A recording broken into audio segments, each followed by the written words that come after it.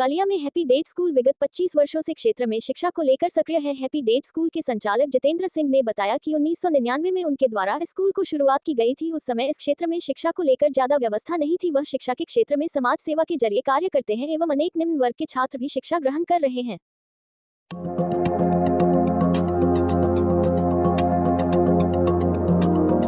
एक सब्सिडीज के लिए जो एजुकेशन की फैसिलिटीज़ प्रोवाइड कर रहे हैं, एक ऐसा ही स्कूल है happy public school Bagh Mughalia near Amer cafe. 99 में एस्टेब्लिश्ड हुआ। It is going to celebrate silver jubilee celebration this year. We have with us is director mister Jitendra Prasad. Jitendra ji, जो अपना स्कूल का रिजल्ट है 5th और 8th, उसके बारे में जानना चाहेंगे। 5th 8th का रिजल्ट तो ठीक ही रहा है इस साल, लेकिन फिर भी गवर्नमेंट द्वारा बहुत लेट उसको मतलब उसके बारे में जो थोड़ा लेट डिसीजन लिया गया अक्टूबर में लिया गया था कि तो बच्चों को थोड़ा प्रिपेयर करने में दिक्कत और 2 साल कोरोना से एक फिजिकल एजुकेशन भी नहीं हो पा रहे थे। और फिर फिजिकल मतलब कोविड के कारण भी थोड़ा बच्चे वीक थे जी। इस कारण थोड़ी सी कमी रही। बाकी आने वाले समय में उसी हिसाब से बच्चों में अच्छी हम लोग मेहनत करके बच्चों को परीक्षा के लिए तैयार करेंगे। 10th का रिजल्ट भी आपको यहाँ नर्सरी टू 10th स्कूल है? नर्सरी टू 8th स्कूल है ये जी। बाकी हम 10th वालों को ओपन वगैरह से बिठाते हैं। जी, ये चूँकि एक भोपाल सिटी की पेरिफेर पर बसा हुआ है और चूँकि आप पिछले 99 से यहाँ पर सर्विसेज दे रहे हैं, इस क्षेत्र के लोगों की एक तरह से सर्विस भी हो जाती है इतनी दूर शिक्षा देने के लिए। जी।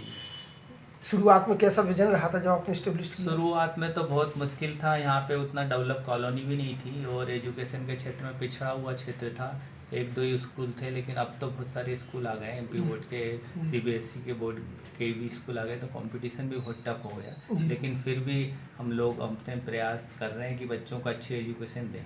जी, एक अच्छा ओपन स्कूल, ओपन बिल्डिंग है, एक अच्छा खासा इंफ्रास्ट्रक्चर आप यहाँ दे पा रहे हैं। हाँ, अभी तो उतना नहीं दे पा रहे हैं, फिर भी आगे भविष्य में कुछ आगे करने की प्लानिंग है। सिर्फ ऐसा रहता है कि कुछ पुअर बैकग्राउंड से भी बच्चे आते हैं तो उनको कुछ सपोर्ट कर पाते हैं? नहीं, पुअर बैकग्राउंड के ही बच्चे ज़्यादातर हमारे यहाँ पढ़ते हैं। और जो गवर्नमेंट ने आरटी के अंतर्गत बच्चों को एजुकेशन के लिए जो स्कीम चलाई है, उसके अंतर्गत भी हमारे यहाँ 50-60 बच्चे एजुकेशन कर रहे हैं। उनकी ट्यूशन फीस नहीं लगती, फ्री ऑफ कॉस्ट है।